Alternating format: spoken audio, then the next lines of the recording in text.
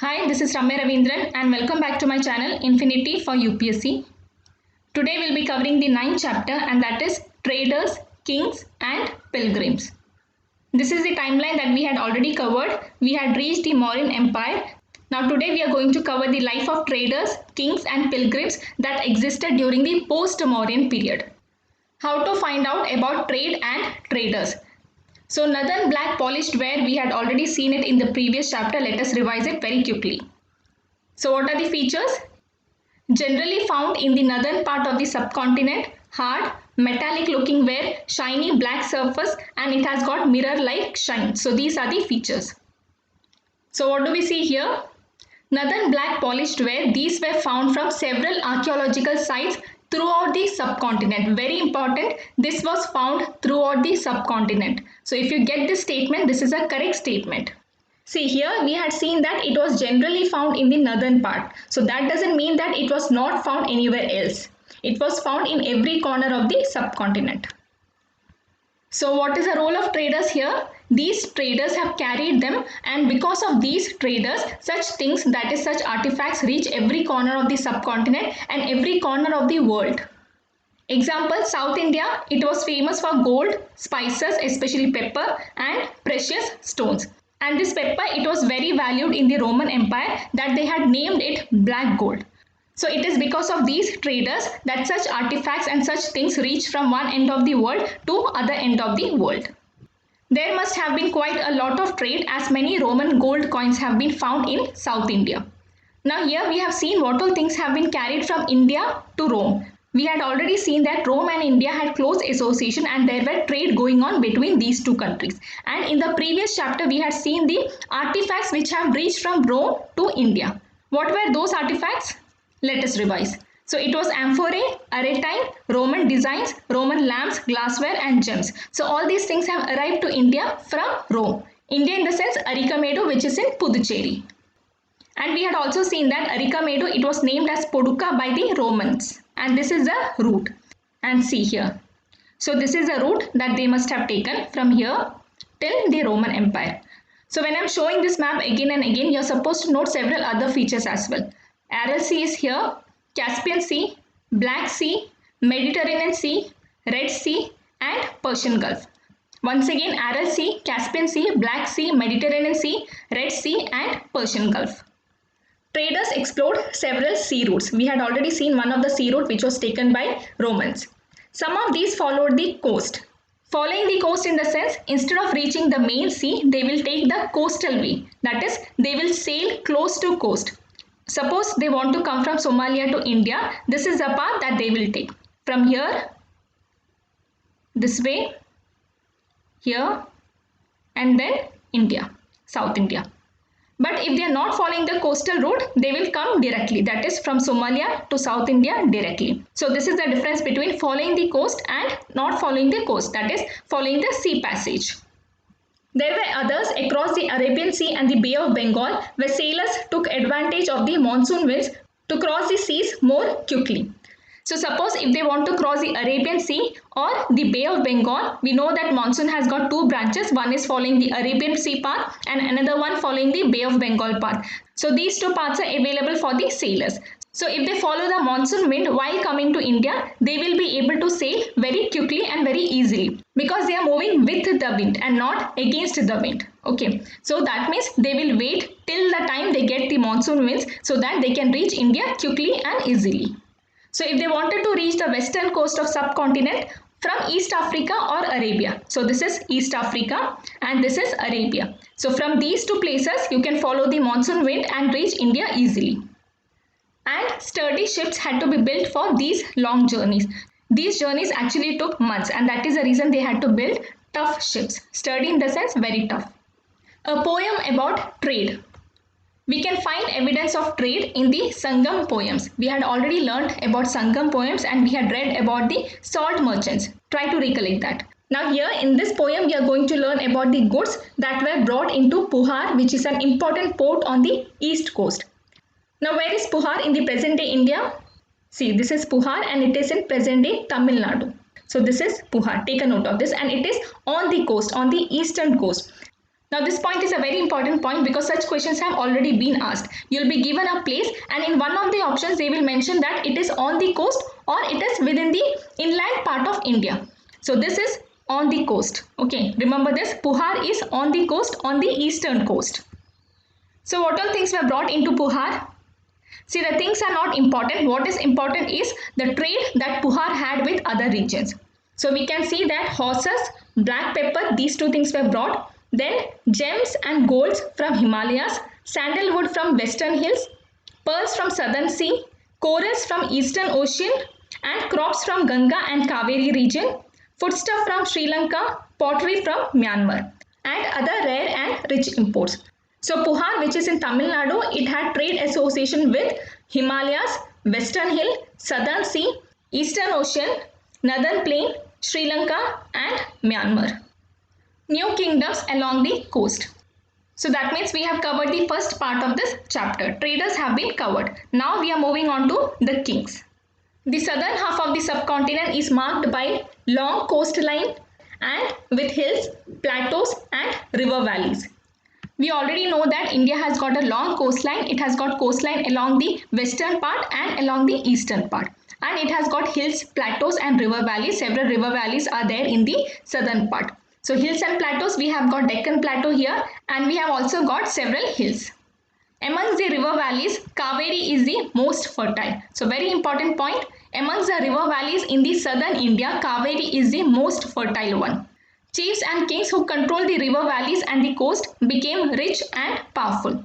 We had already seen that people have always preferred to live around the water bodies, and the people who control these water bodies, they became powerful and rich. Rich because they could collect taxes and tribute from the people who wanted to access this water body. So that means they will become rich and powerful because they can decide who can have access to this water body and who cannot have access to this water body. Sangam poems mention the Movendar. Movendar in the sense it is a Tamil word which means three chief. So Movendar, three chief. And who are these three chiefs? They are the head of three ruling families, Cholas, Cheras and Pandyas. And these three people, they ruled the South India around 2300 years ago. See, we have already learned about Cholas, Cheras and Pandyas, and there we learned that these people came into power 2200 years ago. That is after the Mauryan Empire collapsed. So all these kingdoms, they rose after the collapse of the Mauryan Empire. Now here they are mentioning 2300 years ago. This is around, that means a rough figure. So go by 2200 years ago and not this figure, because 2300 years ago Mauryan Empire was set up and 2200 years ago it was collapsed. See, in chapter 7th, we have already covered that Cholas, Cheras and Pandyas, these three kingdoms, they ruled together. And after that, Pallavas and Chalukyas came. So, Cholas, Cheras, Pandyas, Pallavas, Chalukyas, all these are associated with South India. Each of these chiefs had two centers of power.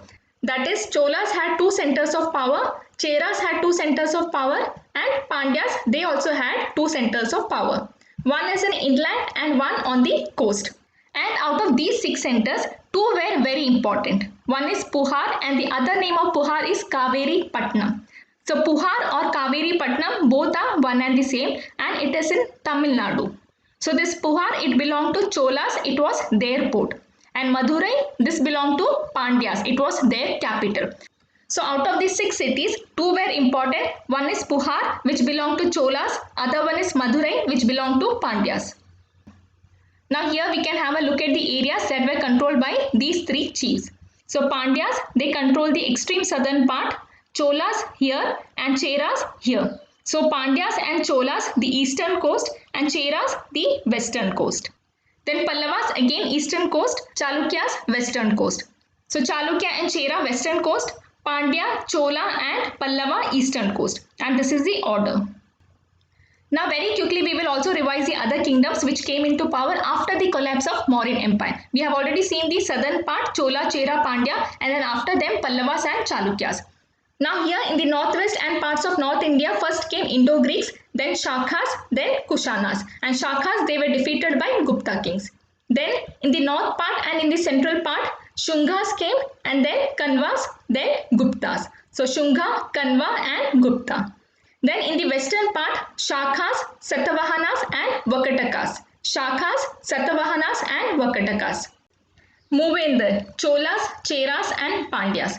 So these Movendars, they did not collect regular taxes. Very important point, they did not collect regular taxes.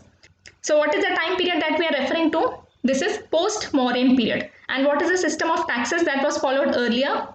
In the Rig Vedic period, they did not collect taxes at all. No tax collection because they did not have capital cities, palaces or regular armies. Armies in the sense we have seen that they had armies but they did not have regular armies, and that is the reason they did not collect taxes. But during the Mahajanpada period, they started collecting regular taxes because they had to maintain huge force and maintain big armies.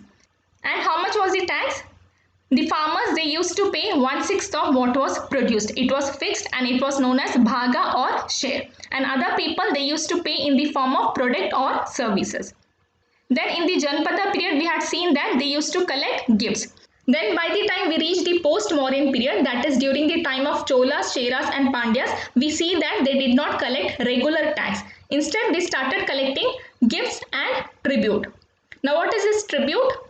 They used to go on military expeditions and collect this tribute from neighboring areas. Now in the Bollywood movies, this tribute is called as Hafta Vasuli.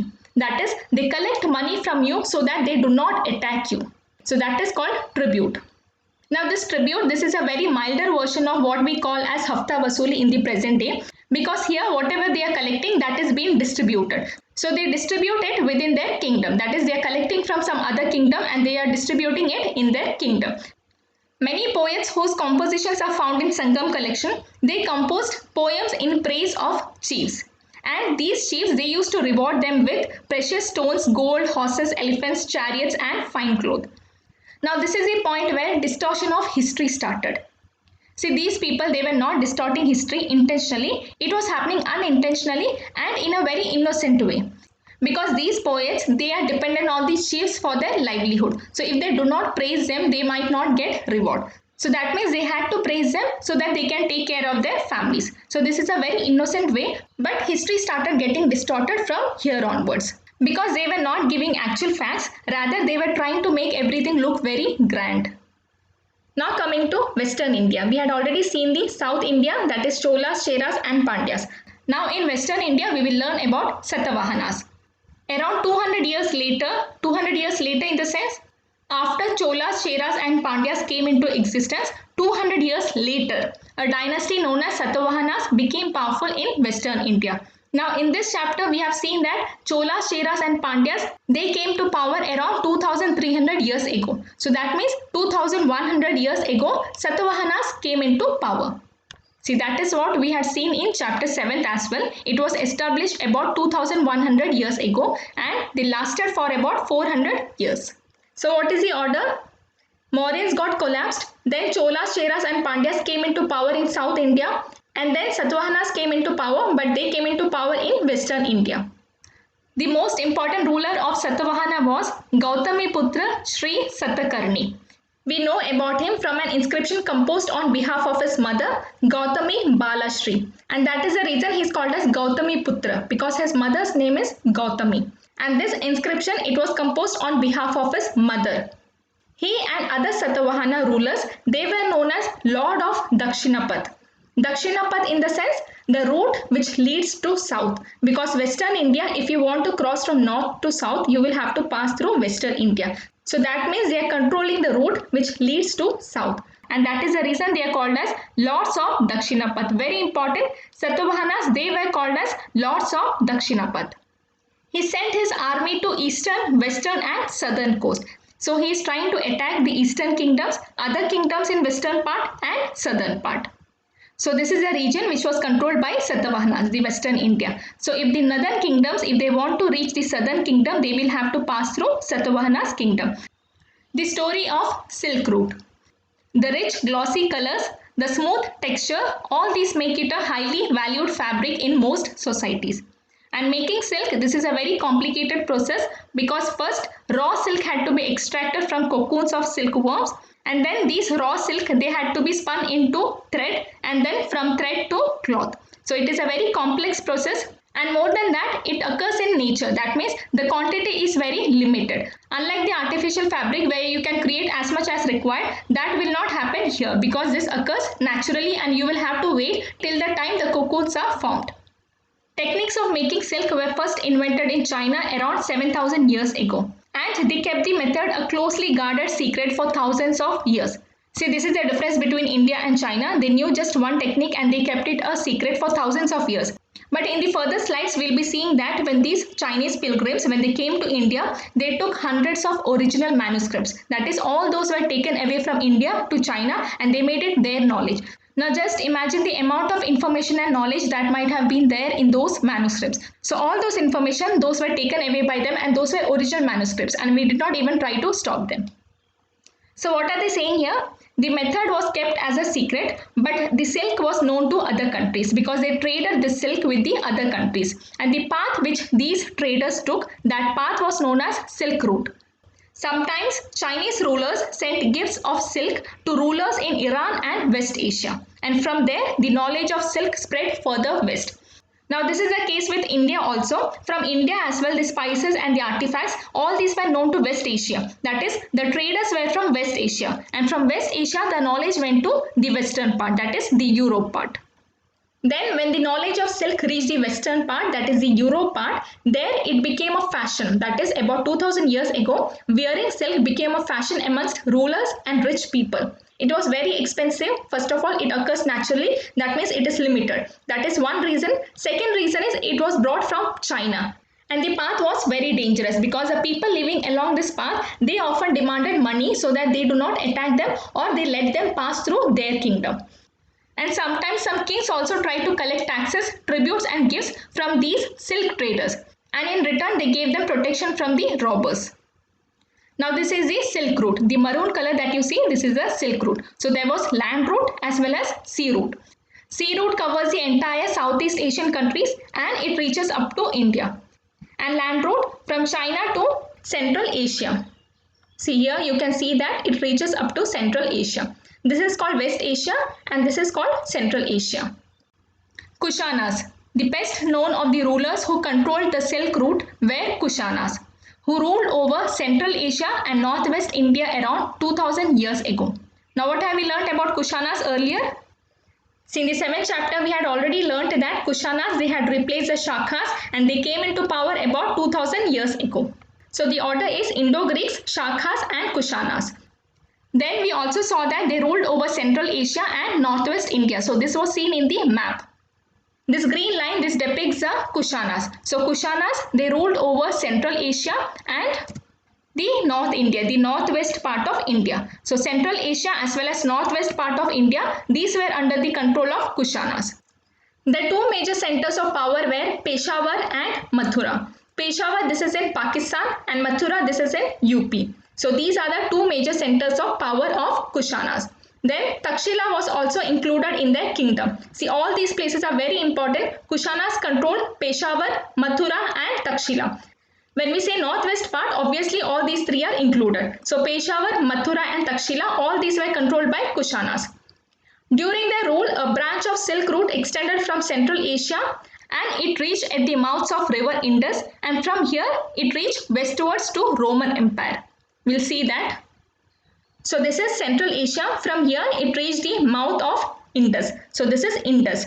So once they reach the Indus region, from here they can take the path of Indus and they can reach the mouth of Indus. And once they reach the mouth of Indus, from here on they can take the sea route. And once it reaches the Arabian Sea, we know that it can be transported to Romans because Romans had access to Arabian Sea, and from Arabian Sea they can take to Red Sea, Mediterranean Sea and then to Roman Empire. So this is how things were transported from Central Asia to Indus to Arabian Sea and then to Roman Empire. So this is how silk reached the Roman Empire. The Kushanas were amongst the earliest rulers of the subcontinent to issue gold coins. Very important statement, this has been asked. Who issued the most number of gold coins? Who issued the earliest gold coins? All these are very important. So Kushanas, they were amongst the earliest rulers to issue gold coins. And these were used by traders along the Silk Route. Silk was also sent from China by sea. We had already seen that Chinese, they had access to the water body along the Southeast Asian countries. So what is to be taken from here? Two important centers, Peshawar and Mathura, and Takshila also belong to Kushanas. The spread of Buddhism. The most famous Kushana ruler was Kanishk, who ruled 1900 years ago. We have already seen that Kushana, this kingdom was established 2000 years ago. That means Kanishk is not the founder of this kingdom because this was established 2000 years ago and Kanishk ruled 1900 years ago. Kanishk organized a Buddhist council where scholars met and discussed important matters. Now in all 6 Buddhist councils were organized and Kanishk organized the 4th one. So very important, Kanishk organized the 4th Buddhist council. Ashwaghosha, a poet who composed the biography of Buddha, the Buddha Charitra, lived in his court. That means Ashwaghosha lived in the court of Kanishk. Very important, Ashwaghosha lived in the court of Kanishk. And Ashwaghosha, he had composed Buddha Charitra, which is the biography of Buddha. Ashwaghosha and other Buddhist scholars now began writing in Sanskrit. Now if you get this statement, most of the people will think that this is incorrect because Buddha, he himself was writing in Prakrit and most of the Buddhist texts are in Prakrit. But Ashwaghosha, who has composed the biography of Buddha, he began writing in Sanskrit. So this is a correct statement. And not only Ashwaghosha, the other Buddhist scholars, they also started writing in Sanskrit. A new form of Buddhism known as Mahayana Buddhism now developed. That is Mahayana Buddhism, this is another branch of Buddhism. Now this Buddhism, that is Mahayana Buddhism, it has got 2 distinct features. Earlier Buddha's presence was shown in sculpture, that is by using signs. That is, they were not making the sculpture of Buddha. Buddha was never represented. But his signs were used to represent Buddha. This was the earlier scenario. But after this Mahayana Buddhism coming into existence, they started making statues of Buddha. So this is the main difference between the older version of Buddhism and the Mahayana Buddhism. Example, in the older version, to show Buddha's enlightenment, they were showing sculpture of peepal tree. See, this is peepal tree and the throne, this is empty. They are not showing Buddha sitting here. And why are they showing peepal tree? Because Buddha got enlightenment under a peepal tree. And this sculpture, this is found at Sanchi. So a sculpture from Stupa at Sanchi representing the enlightenment of Buddha. But now, that is after Mahayana Buddhism coming into existence, Buddha statues were made and many of these were made in Mathura while others were made in Takshila. So the ones which are made in Mathura, this is called as Mathura art and this is called as Gandhar art. So the statues which are made in Takshila, those are called as Gandhar art. These are the examples of 2 different forms of art, Mathura form of art and Gandhar form of art. This was found at Mathura and this was found at Takshila. Now if you look at halo, this halo is small in Takshila. Here the halo is quite big. This is very heavily decorated. This is not that much decorated. So this is regarding halo. Now when it comes to drapery, here in the Gandhar form, the drapery is very perfect. You can see the fold, everything perfectly. And in case of Mathura, you can figure out that this is drapery because of the edges. Only the edges have been sharpened. And here also you get to know that drapery has been worn. Drapery is known as Sanghati in Buddhism. So the Sanghati in the Mathura form of art is shown as if it is transparent because you can see the folds of legs very clearly. Then when it comes to physics, the Mathura form of art, this is more muscular or fleshy. And this is not that muscular. So this is the third difference. The Mathura form of art, the ears are made perfectly, but the Gandhar version, here the ears are very elongated. So it appears as if this is a Greek god because in Greek they make the ears elongated. So this is another difference. Then when it comes to face, the Mathura form, here the face is very happy and here the face is more divine and more calm. Then coming to the fingers, in the Mathura form it is made correctly and you can figure out that Buddha is giving blessing. But here that is not the case. So this is not made perfectly in the Gandhar version. So this doesn't look like as if Buddha is giving blessing. So this is not made correctly. And here also if you look at the feet, you can understand that the feet is carved very delicately. The fingers, the toe, the nails, everything is carved in a very fine manner here in case of Mathura. But Gandhar, that is not the case. So these are the major differences between 2 forms of art, Mathura and Gandhar. This has already been asked in your mains. So very important, revise all the points that I have mentioned. The second change was belief in Bodhisattva. First was making of statues. Second is the belief in Bodhisattva. Now what is a Bodhisattva? These are the people who had attained enlightenment, but instead of living in complete isolation, they remain in the society. That is, they teach others and they help others become enlightened. So this is the major difference. Earlier, these people, they were not living in society, and after attaining enlightenment, they were going in complete isolation and after some time giving up their body. But here, that is not the case. So this is the second difference. Now, when these bodhisattvas came into existence, the Mahayana Buddhism, they started worshipping these bodhisattvas. So the concept of bodhisattvas and their worship started becoming very popular, and this spread throughout Central Asia, China, Korea, Japan. Central Asia, China, Korea, Japan. So that means all these countries, they followed Mahayana Buddhism. Then in India, Buddhism also spread to Western and Southern India. We had already seen that in Southern India and Western India, several caves were carved out. And especially in Western India, some of the caves were hollowed out. That is, those were made artificially. Example is Karle Caves, which was in Maharashtra. So this is Karle Cave, Maharashtra, hollowed out and not natural. Some of these caves were made on the orders of kings, queens, merchants and farmers. And these were often located near passes through Western Ghat. Because passes means these are the roads which connect the ports and the cities. That means the traders will have to follow this route. Because traders will definitely have to move between ports and cities. So that means traders can also use these caves as their halting point. Buddhism also spread southeastwards. We know most of the Southeast Asian countries, they follow Buddhism. So it reached Sri Lanka, Myanmar, Thailand and other parts of Southeast Asia including Indonesia. And the older form of Buddhism known as Theravada Buddhism was more popular in these regions.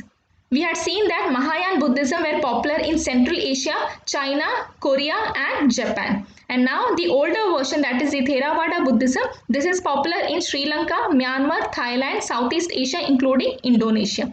So these 2 points are very important. Which form of Buddhism is followed in which part of the world? And let us revise once again. Theravada Buddhism, they do not make statues of Buddha. Instead, they just make symbols and signs. And in Theravada Buddhism, they do not follow the concept of Bodhisattva. So these are the 2 major differences. The quest of the pilgrims. We had already studied about traders and about kings. Now we are studying about the pilgrims. As traders went to distant lands in caravans and ships, pilgrims often travelled with them. We had already seen that traders had to go to distant lands via land route and via sea route, and it took months and years. So when traders travelled, these pilgrims who were not aware of the route, who did not know about sea, these pilgrims, they travelled with the traders. So the best known of these are Chinese Buddhist pilgrims Fa Yan, Yunzang and I King. X is to be pronounced as H. So you will read this as Fa Yan and this is Yunzang and I King. So this is the order. Fa Yan, he came first, then Yunzang came and then I King. This has already been asked in your MCQ, the order of the pilgrims. So who came first? Fa Yan, Yunzang, then I King. So Fa Yan, he came about 1600 years ago. Now we have crossed 2000 AD and 1600 years ago means 400 AD or 4th century AD. Yunzang, he came about 1400 years ago.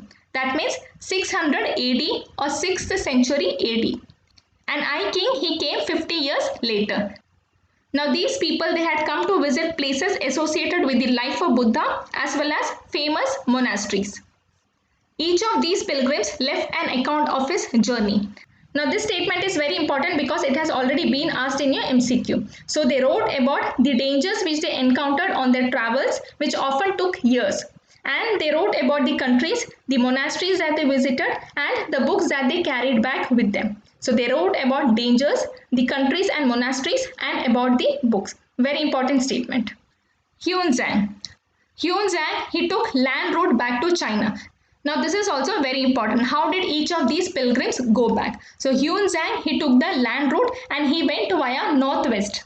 And while going back, he also carried with him statues of Buddha made of gold, silver and sandalwood and 600 manuscripts. I have told you they have taken hundreds of manuscripts, original manuscripts with them. So Yunzang, he took 600 manuscripts and statues of Buddha made of gold, silver and sandalwood. Very important statement.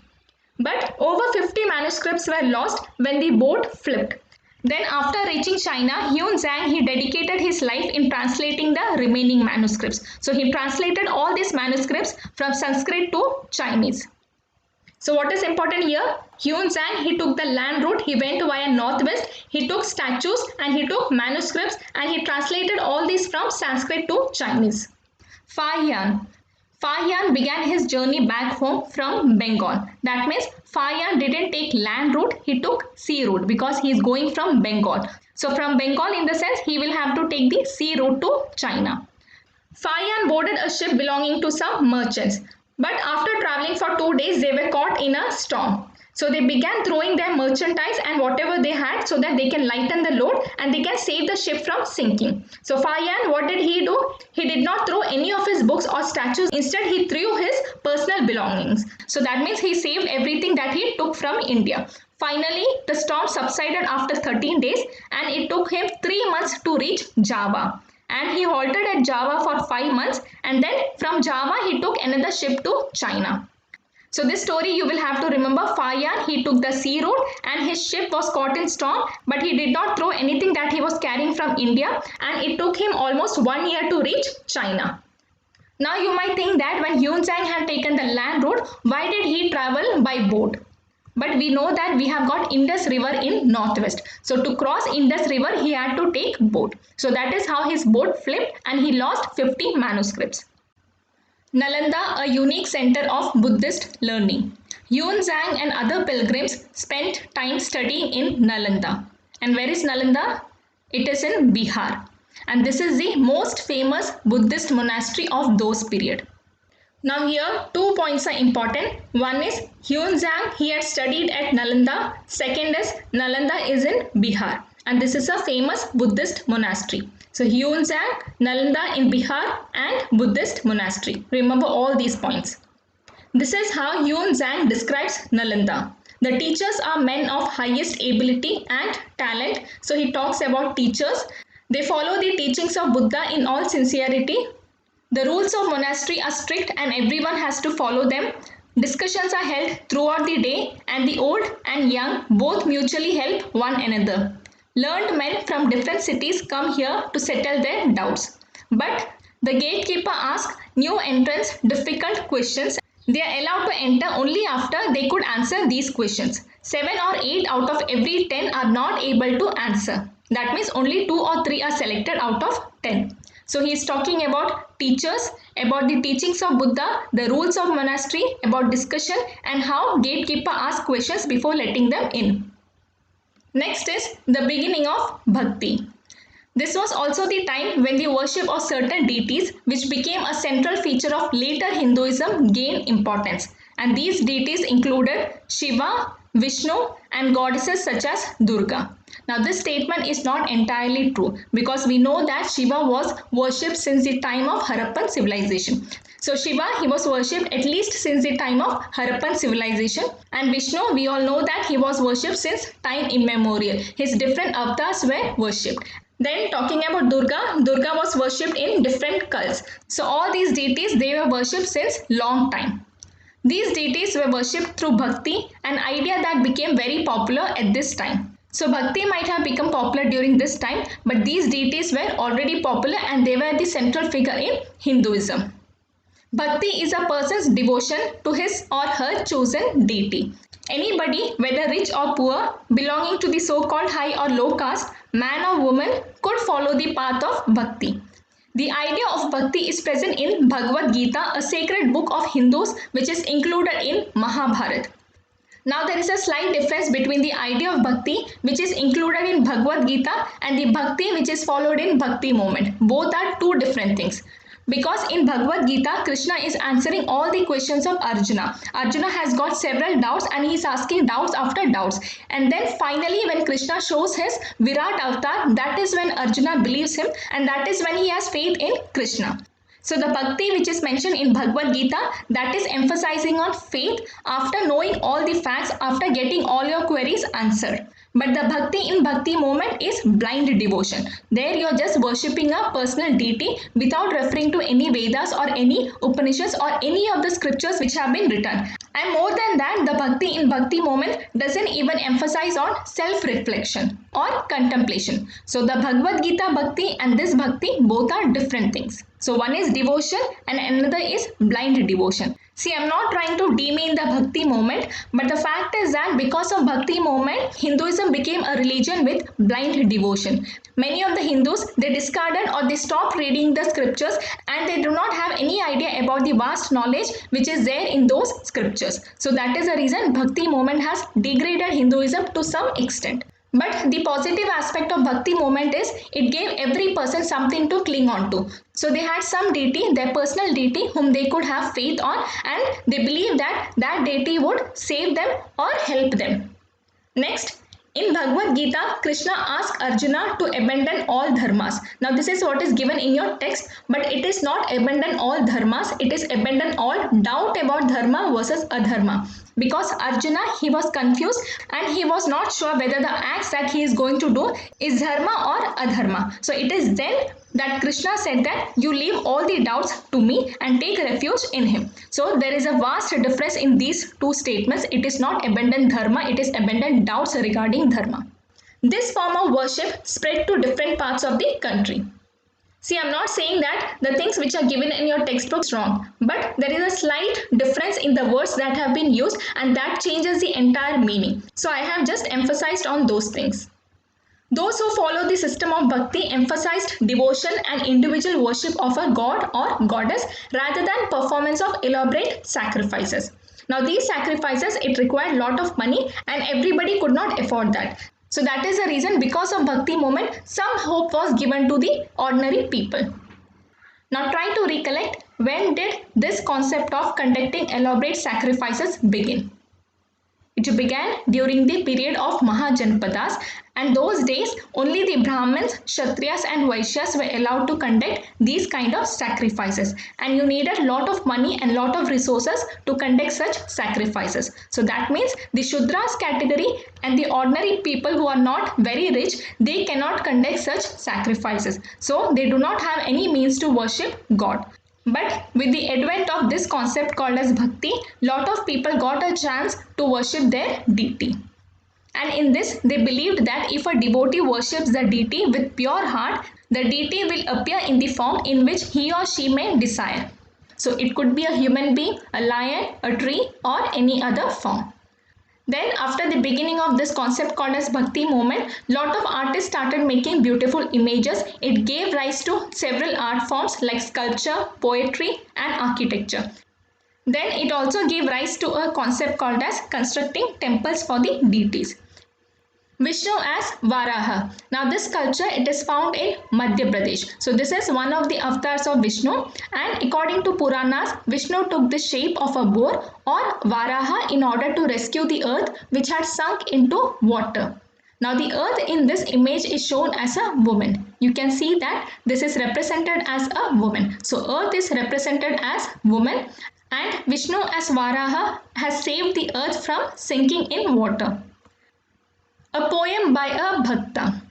Most of the Bhakti literature tells us that riches, studies or learning and high status do not guarantee that you will have a close relationship with the deity. Now we get this information through one of the poems which was composed in Tamil by Appar. So this poem is in Tamil and Appar, he is a devotee of Shiva, and Appar was a Vellala who lived about 1400 years ago. What is a Vellala? We had already seen it. Try to recollect what was that.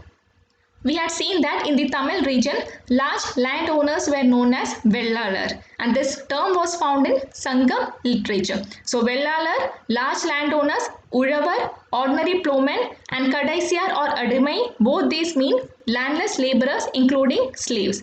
So Vellalar, Uravar, Kadaisiyar and Adimai, all these were found in Sangam literature. So what is Appar saying here? He is saying that a leper, a person who is considered as low by Brahmin, all these people can worship Shiva. So that is allowed in Bhakti. Now here the terminology, that is how has this word arrived, is given. It comes from a Sanskrit term bhaj, which means to divide or share. So that means there is a two-way relationship between the deity and the devotee. Now why have they used this term bhakti?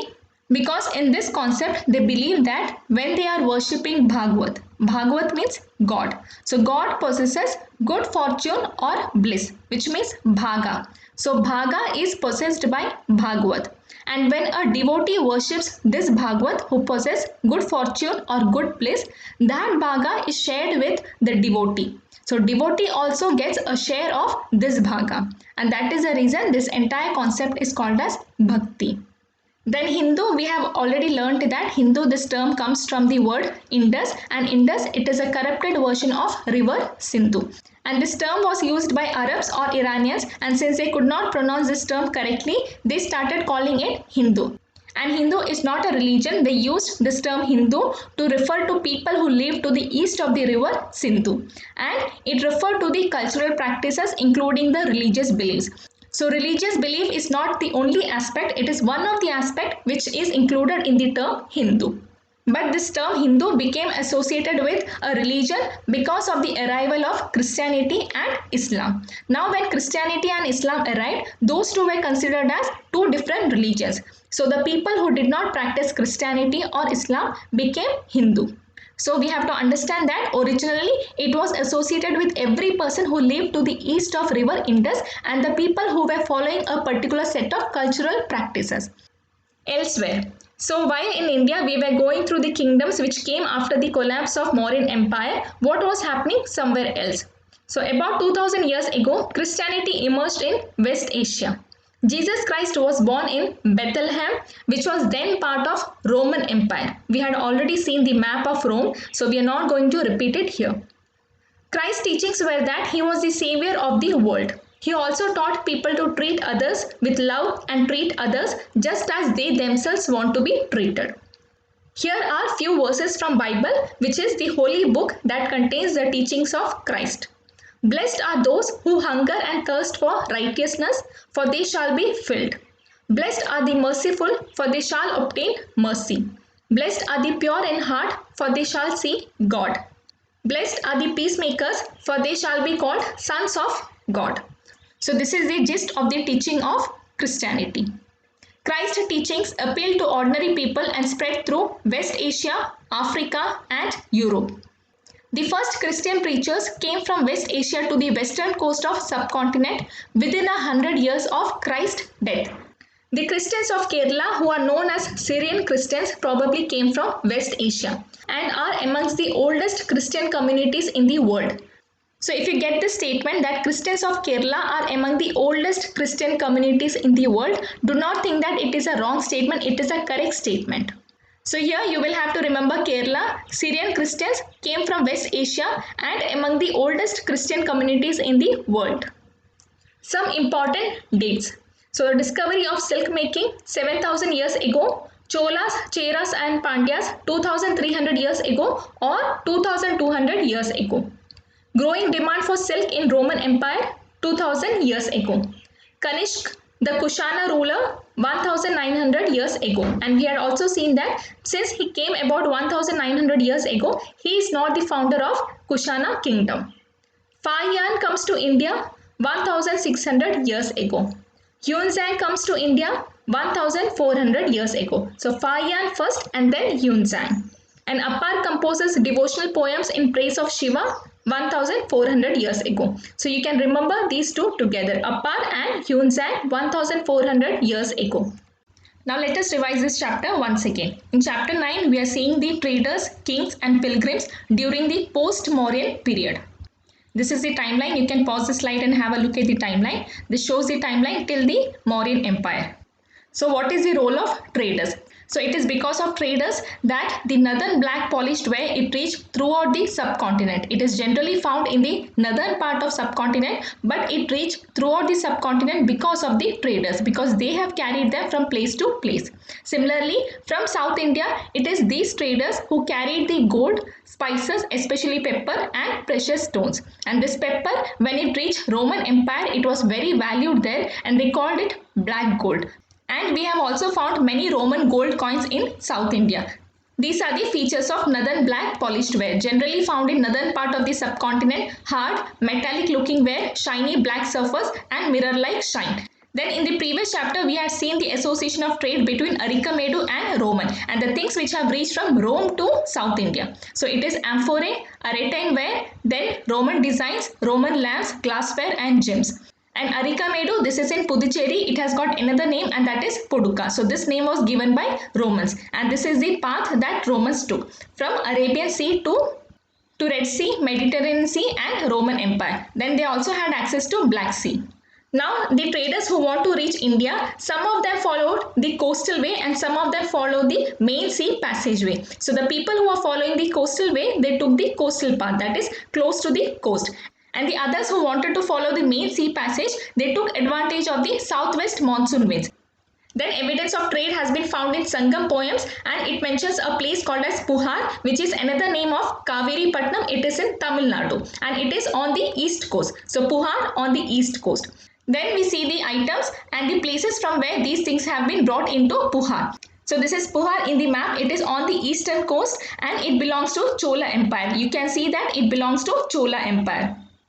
Then new kingdoms along the coast, that means the new kingdoms which existed in the southern part of India. So southern part of India, we know that they have got long coastline, hills, plateaus and river valleys, and the people who controlled such river valleys, they became very rich and very powerful. And the Sangam poem, it mentions Movendar. So who are Movendar? Chola, Chera and Pandya chiefs. So Chola, Chera, Pandya, they existed around 2300 years ago or 2200 years ago. Now each of these three chiefs, they had two centers of power, one inland and one on the coast. So that means in all 6 cities. And out of these 6 cities, 2 were very important. One is Puhar or Kaveri Patnam and we know that this belongs to Cholas. And second is Madurai and Madurai belongs to Pandyas. It was their capital. So Puhar we have already seen, it belongs to Cholas. It is on the eastern coast and Madurai it is again in Tamil Nadu and it belongs to Pandyas. Now this is the order from south to north on the eastern coast. Pandyas first, that is extreme south, then Cholas, then Pallavas. Then we also revise that in South India, the Cholas, Cheras and Pandyas, these 3 kingdoms existed together. And then came Pallavas and Chalukyas and these 2 existed together. Then these are the other kingdoms which existed in other parts of India. So northwest and parts of North India, Indo-Greeks came first, then Shakas and then Kushanas. And the last of the Shakas, they were defeated by Gupta kings. Then in north and parts of central India, first we had Shungas, then Kanvas, then some small empires which are not very important and then Gupta Empire. Then in western part of India, Shakas, Satavahanas and Vakatakas. So Shakas, Satavahanas and Vakatakas in western India. Now coming back to Movendar, that is Cholas, Cheras and Pandyas, these chiefs, they did not collect regular taxes. Instead, they received gifts and collected tribute from neighboring kingdom. And a portion of tribute was distributed among the people in the kingdom. And poets who composed poems in praise of the chiefs, they also got a portion of tribute. So history started getting distorted from here onwards. Then we saw the evolution of tax system. During the Rigvedic period, no collection of taxes because they did not have capital cities or palaces or regular armies. Then during the Mahajanpada period, they started collecting regular taxes and what was it? It was 1/6 of what was produced. This was paid by farmers and it was called as bhaga or share, and the other people, they gave tax in the form of products or services. Then during the Janpada period, we did not have regular taxes but they had system of gift. Then coming to Western India, we saw about Satavahanas. The most important ruler was Gautami Putra Sri Satakarni. We get to know about him through an inscription which was composed on behalf of his mother, who is called as Gautami Balashri, and that is the reason he is called as Gautami Putra. He and other Satavahana rulers, they were called as Lords of Dakshinapat. Very important, Satavahana rulers, they were called as Lords of Dakshinapat. The Satavahana kingdom, this was established about 2100 years ago, that is 200 years after the Movendars came into existence. Now this is the Satavahana kingdom in the western part of India. The story of Silk Route. The techniques of making silk were first invented in China around 7000 years ago, but they kept it a closely guarded secret for thousands of years. Okay, but the other people, that is the people living in other countries, they were aware of silk because the traders in China, they traded silk with other countries. Similarly, the rulers in China, they sent gifts of silk to rulers in Iran and West Asia. That is the reason these people got to know about silk, and through them the knowledge reached further west, that is to Europe. So about 2000 years ago, silk became a fashion among rulers and rich people in Rome. It was very expensive because it occurs naturally. Second is it had to be brought all the way from China along the dangerous paths, and the people living along the route, they demanded payment for allowing traders to pass through. And some kings, they also tried to control large portions of the silk route so that they can collect taxes, tribute and gifts from such traders. And these traders, they got protection from these kingdoms. Now this is the silk route. There was land route and there was sea route. So this is how the land route of Silk Route extended from China to Central Asia. So it reached till here. The Kushanas, the best known of the rulers who controlled the Silk Route were Kushanas. And these people, they controlled the Central Asia and Northwest India around 2000 years ago. And these Kushanas, they had two major centers of power. One is Peshawar, which is in Pakistan. Other is Mathura, which is in UP. And Takshila was also under their control. Then a branch of Silk Route extended from Central Asia to Roman Empire during the rule of these Kushanas. And these people, they were the earliest one to issue gold coins. Very important, Kushanas were amongst the earliest rulers to issue gold coins, and these were used by traders along the sea route. So this is the area which was controlled by Kushanas, the green line. This is the Central Asian part, and then this extended up to India, the northwest part of India. Then this is river Indus. So once they reach the Indus river, they can come easily to the Arabian Sea, and once the things reaches the Arabian Sea, those things can be easily transferred to Roman Empire. The spread of Buddhism. The most famous Kushana ruler was Kanishk, who ruled about 1900 years ago. That means he is not the founder of the Kushana kingdom. He organized a Buddhist council, which is the fourth Buddhist council, and in all 6 Buddhist councils were organized. Then we also get to know about Ashwagosha, who composed a biography for Buddha, and the biography is called as Buddha Charitra. And during this time, Ashwagosha and other Buddhist scholars, they started writing in Sanskrit. Mahayana Buddhism also came into existence, and this Mahayana Buddhism had 2 distinct features. One is they started making sculptures of Buddha. Earlier they were making the signs of Buddha to represent Buddha. Now they started making statues of Buddha, and there were 2 different forms. One was Mathura form of art and another form was Gandhar form of art, which was made in Takshila.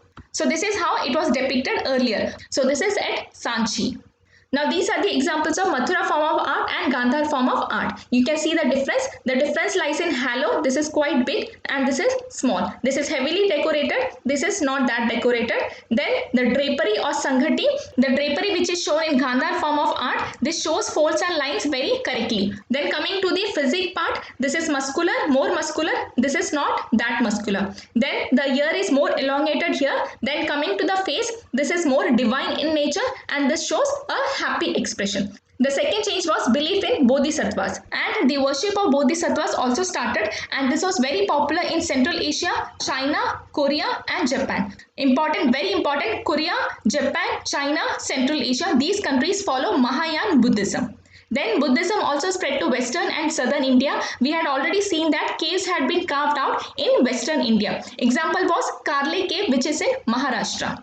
Then we also saw that these have been constructed in the passes or the areas through which the traders passed. Then we also saw that the earlier form of Buddhism, which is called as Theravada Buddhism, this was more popular in areas like Sri Lanka, Myanmar, Thailand, parts of Southeast Asia, including Indonesia. The quest of pilgrims. So here we saw Fahian, Yunzang and I King. So Fahian, he came first, that is about 1600 years ago. Then came Yunzang 1400 years ago. Then came I King. Now when these people entered India, they also wrote accounts and they wrote about the dangers that they encountered on their travels, the countries and monasteries that they visited and the books which they had carried back with them. So first, Yunzang, when he went back to China, he took the land route, that is, he took the northwest route of subcontinent. Now when he went back, he carried with him statues of Buddha made of gold, silver and sandalwood and 600 manuscripts. Then coming to Fahian, he did not take the land route, he took the sea route, that is, he went from Bengal to China. And when he was traveling back to China, they were caught in storm, but he did not lose anything that he had carried from India. He clung on to everything, that is, he clung on to the books and the statues of Buddha that he had collected from India. Then coming to Nalanda, we saw that Yunzang, he had studied at Nalanda. Very important statement, and this Nalanda, it is in Bihar. Then he also wrote about Nalanda and the life at Nalanda. The gatekeeper asked new entrants difficult questions and only 2 or 3 are able to answer out of 10 people. Then we saw about Bhakti in Bhakti moment. So here they are saying that Shiva, Vishnu and goddesses such as Durga, they gain importance during this time. I have already told you that these deities were already famous and already worshipped by people or by devotees. Then this says what is bhakti. So bhakti is devotion to his or her chosen deity. And I have showed you the difference between the bhakti in the Bhagavad Gita and the bhakti in the bhakti moment. So this is faith after knowing all the answers to your queries, but the bhakti in the bhakti moment is blinded devotion, that is just worshipping the deity without knowing anything. Then here they say that Krishna asked Arjuna to abandon all dharmas, but it is not abandoning all dharmas, it is abandoning the doubts regarding dharma versus adharma. Then we also saw that because of bhakti movement, it gave rise to many art forms like sculpture, poetry, architecture, and several temples were constructed during this time. This is a sculpture of Vishnu as Varaha and it is found in Madhya Pradesh. So the earth, it is depicted as a woman and Vishnu is saving earth from sinking in water. Then we also learned about Appar. He is a devotee of Shiva and he has composed several poems in Tamil. And Appar, he was a Vellala. And what is a Vellala? We had seen that Vellala are the large landowners. So large landowners, they are called as Vellalar. Ordinary plowman, Uravar, landless laborer or slaves, they are Kadaisiyar and Adimai. Then we saw terminologies, that is bhakti, it comes from Sanskrit term which means bhaj, and bhaj means to divide or share elsewhere. So while we were going through these kingdoms, that is the kingdoms which existed during the Post Mauryan era, this time Christianity emerged in West Asia. The teaching spread through West Asia, Africa and Europe, and first Christian preachers came from West Asia to west coast of the subcontinent, that is to Kerala. So the Christians of Kerala, who are known as Syrian Christians, they came from West Asia and they are among the oldest Christian communities in the world. Now this is the important dates which we had seen in this chapter. So discovery of silk, it is 7,000 years ago. Then Chola, Chera and Pandya 2,300 years ago or 2,200 years ago. Growing demand for silk in Roman Empire 2000 years ago. Kanishk, the Kushan ruler 1900 years ago. Fayan comes to India 1600 years ago. Yuanzhang comes to India 1400 years ago, and during this time Appar composes devotional poems in praise of Shiva, that is also 1400 years ago. So that's all from my side. Please like, share and subscribe this channel and I'll be back with the next lecture very soon. Thank you so much.